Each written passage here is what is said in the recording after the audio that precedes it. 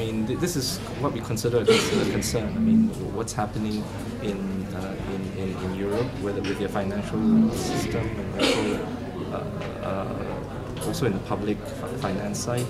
And what we can only do is to continue to track what's been happening there and to ensure that the euro crisis is manageable, that there's some clear direction by the European Central Bank on how to address the problems there. And as I mentioned, whatever happens in Europe has an impact in terms of global trade and global economy. So what we can do is certainly in the policy point is continue to track the progress is made. That's what I can say.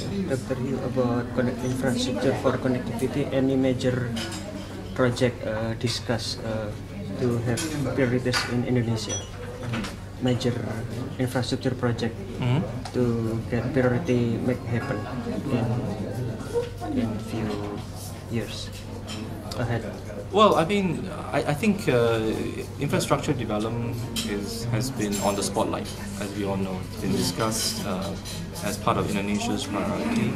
I think what's important to note is that over the next 3 years, APEC will be hosted by developing economies. So this year is Indonesia, next year is China, and I think in 2015 it will be the Philippines.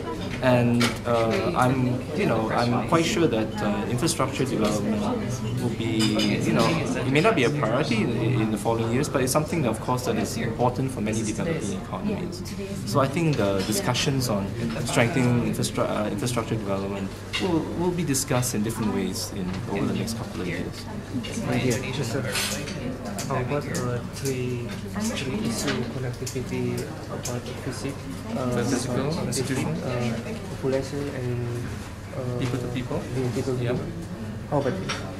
Well, as I mentioned, I mean, what Indonesia is trying to develop as part of their priority is a framework with these 3 pillars, right? Physical connectivity, institutional connectivity, and people to people. And all these 3 are interconnected because in physical connectivity, of course, we need to look at infrastructure development. Institutional connectivity, we need to look at the kind of structural reforms, regulatory reforms, and other types of regulatory practices to support and connectivity in the region, including infrastructure, among other things. And people to people, of course, there will be a lot of discussions on strengthening knowledge, education.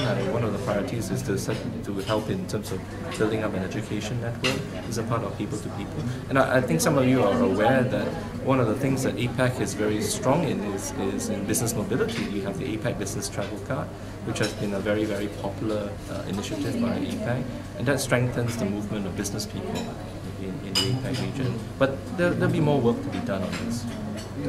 So these 3 are very important as part of the framework. Okay, thank you. Okay. Thanks everybody. Okay, thank you.